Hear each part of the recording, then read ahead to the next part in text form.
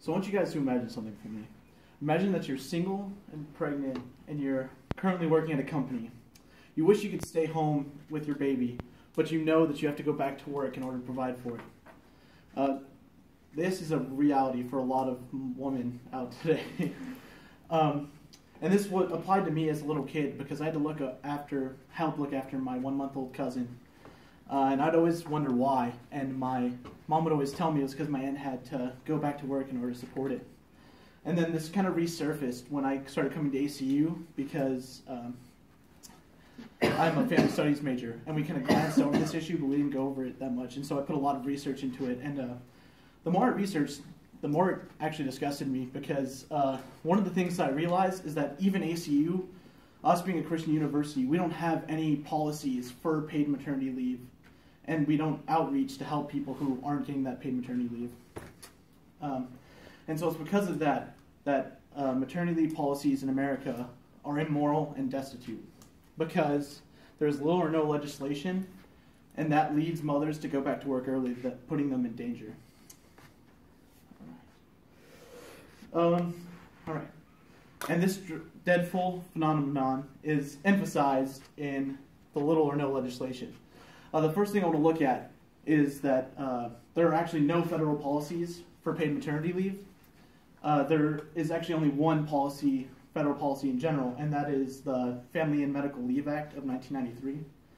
And all that says is that you get 12 months of unpaid leave, but only if you have already worked 1,250 hours for the company, you're within 75 miles, and the company has 50 or more employees. So that seems like it's really difficult. So there's also an article that was done by Schoenberg and Ludstick from the Journal of Labor Economics in 2014. And they said that only 60% of mothers were actually covered by that act. So there's 40% that are just kind of out there that aren't being covered by it. Another issue with it is that there's only 5 countries that actually, or 5 states that provide paid family leave, and that's California, Hawaii, New Jersey, New York, and Rhode Island. Rosalind Slater, Rum, and Wadfogel in their Journal of Policy Analysis and Management in 2011 said that those 5 states gave 6 weeks of 1/2 to 2/3 payment, but only if you had a certain disability with the pregnancy. So something had to go wrong for you to get that time. So then, in in a separate thing, by the Maternal and Child Health Journal, published an article by Shepard, Benign, and Bell in 2013 that says the average actual paid maternity leave is only 3.3 weeks long, and you only get 1/3 of your average. So that's still not enough to sustain mothers, so they have to go back in early. So without meaningful legislation protecting our mothers, they are forced to go into labor in order to provide for their kids, putting them in peril. And one of the things the first thing is that it puts them in physical danger. An article by Daher, McGovern, Dowd, in the Journal of Health Politics, Policy and Law, they said that if a mother comes in before 12 weeks, that they get childbirth symptoms, so which means like they haven't fully healed yet, which the average time that mothers come back is 6 weeks, so that means they're coming 6 weeks before they should.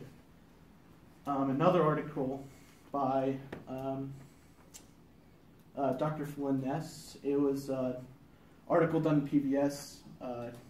She was a doctor for something, I lost it. Okay, anyways, she talks about how because of the new baby, sleep habits are disrupted because of the baby, meaning when they go to work, they're exhausted and they're not getting any work done, which is also putting them in danger as well.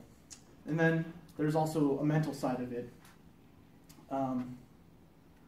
And the same Daher, McGovern, Dowd also did one talking about if they showed up 6 months before they were supposed to. So like they had to rest 6 months in order to prevent postpartum depression. So if they didn't stay in for 6 months away, then there's a good chance that they'll have some side effects of depression, which Jack Cabot, a professor of health department in Harvard in 2015, did an interview where he said that those causes of depression will continue even after the baby is developed, and like will even cause marital issues and possibly divorce. All right. Okay, so this is currently an extremely deadly thing caused by American policies, but it doesn't have to end this way.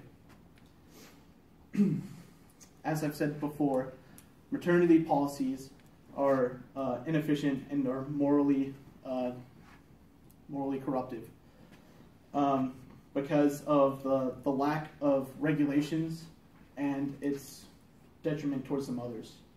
Now I want to take us back to the thing that we ended with, or that we started with. And imagine the mother, except this time she's living in a world where she can stay home with her baby. And that is the world that I want to see for us.